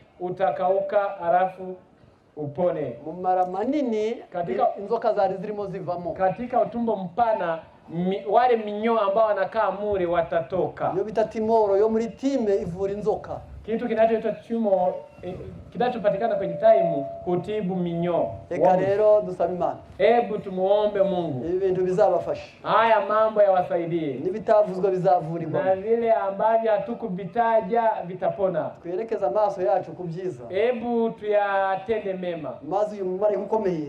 Ili malaika huyu mwenye mamlaka kuu wenda kumanuka isi kamurikirwa niki? Naye shuka ili dunia iangaziwe na utukufu wake. Mu ntambara ikomeye ntoya. Katika kitabu cha Pambano Kuu kali kitabu kadogo. Kinyarwanda.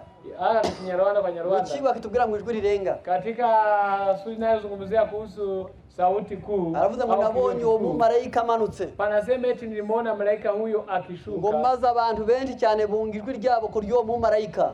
Na watu wengi wakaunga sauti yao juu ya sauti ya malaika huyo. Ngo maze ubwiza bwe bucengera ahantu henshi. Utukufu wake ulipenya sehemu mbalimbali za dunia. Ngo nabonye abakiriye ubwo butumwa. Niliona watu waliopokea injili hiyo. Ngo bari bageze mu rugero rushesha kangwe. Walikuwa wamekuwa. Katira basomye amagambo. Ntabwo ariko mero ndi muheruka.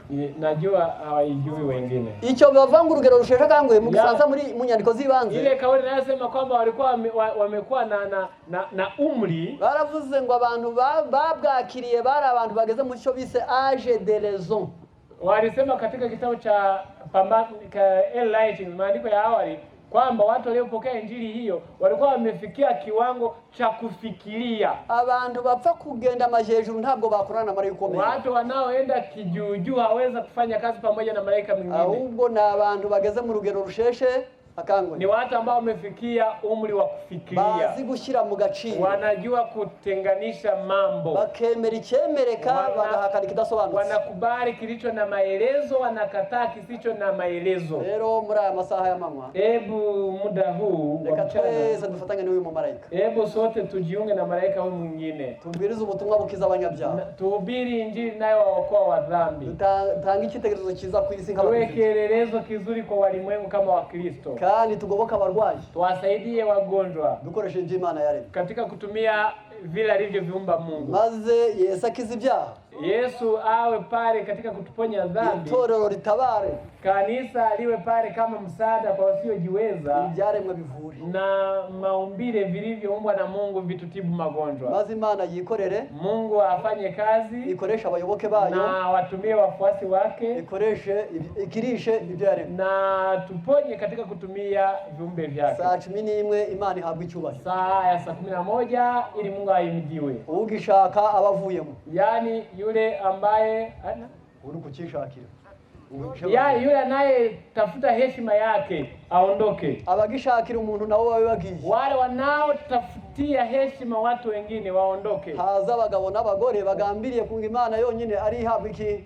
Hebu ainuke wanaume na wanawake walio na lengo moja, Mungu ahimidiwe. Imana ibiduhere mu izina rya Yesu. Mungu atuzawadie hayo katika jina la Yesu tunaomba. Nyakuri kutwigisha kureka burundu ibitwangiza ukatuyobora mu gukoresha ibizima bitugirira neza.